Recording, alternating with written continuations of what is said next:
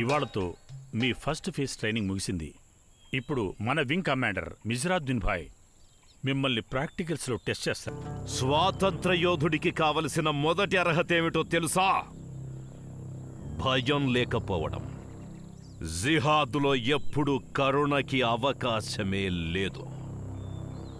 మీ ముందున్న వాళ్ళు మన గమ్యానికి శత్రువులు. మీ ఆయుధాలని ఎత్తిపెట్టండి.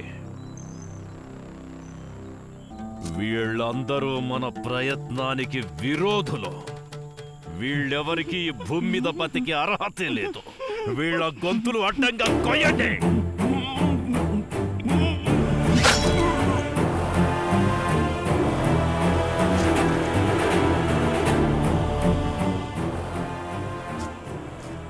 शुरू करो.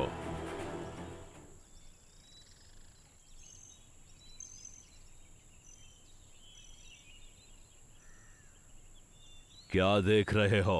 काटो.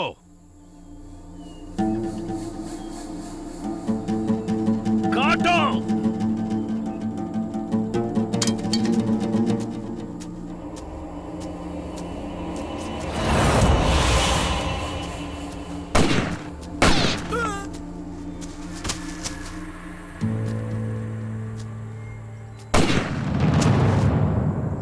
జిహాద్ అంటే మతం కోసం చావడం కాదు, శత్రువుల్ని చంపడం. జిహాద్ జిందాబాద్! జిహాద్ జిందాబాద్!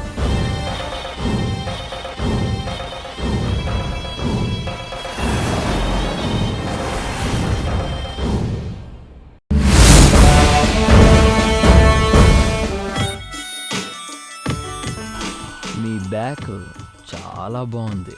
అతనికి రూమ్ ఎందుకు అద్దెకిచ్చావో నాకు అర్థం కావడం లేదు. అందుకే కదా టూలెట్ బోర్డు పెట్టింది. ఎదుటి మనిషి ఎలాంటి వాడో తెలుసుకోని అవసరం లేదా? అంటే అద్దెకిచ్చే ముందు సిబిసిఐడీలను పెట్టి ఎంక్వైరీలు చేయించాలంటావా? అతను నాకు ఇష్టం లేదు. పొరుగువాణ్ణి ప్రేమించమన్నాడు మహాత్మా గాంధీ. పిచ్చి పిచ్చి వేషాలు వేస్తే చంప పగలగొట్టమంది ఇందిరాగాంధీ. వాట్? పిచ్చి వేషాలేసిన పాకిస్తాన్ నడ్డి విరగ్గొట్టి బంగ్లాదేశ్ని విడగొట్టిందిగా. పక్క దేశానికి మన పక్క రూమ్కి ఏంటి సంబంధం? అదంతా నాకు తెలీదు. నాకిష్టం లేదంటున్నాను అంతే. కళ్యాణి, అతను ఉండేది పక్క రూమ్లో, నీ పక్కలో కాదు కదా. ఏమన్నా? ఈ స్మెల్స్ రావటం ఏంటి? అతనేదో నీ పక్కలో ఉన్నట్టు. నువ్వెంత దారుణంగా మాట్లాడుతున్నావో తెలుస్తుందా నీకు? చూడు కళ్యాణి, నీ మనసులో శ్రీగంధం చెట్టు పెంచుకుంటే వేరే ఏ వాసన రాదు. అవునా? అయితే మనసులో వేప చెట్టు పెంచుకో, ఏ పురుగులు రావు. ఎంత స్టూపిడ్గా మాట్లాడుతున్నావో నీకు తెలుస్తుందా? భార్య మనసు అర్థం చేసుకోలేని వాడికన్నా స్టూపిడ్ ఇంకెవరూ ఉండడు. ఏమన్నావు? భార్య మనసు అర్థం చేసుకోలేని వాడికన్నా స్టూపిడ్ ఎవరు ఉండడు అంటున్నాను.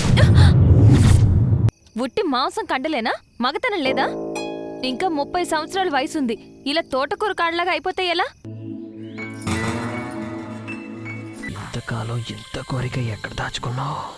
ఒంట్లోనే.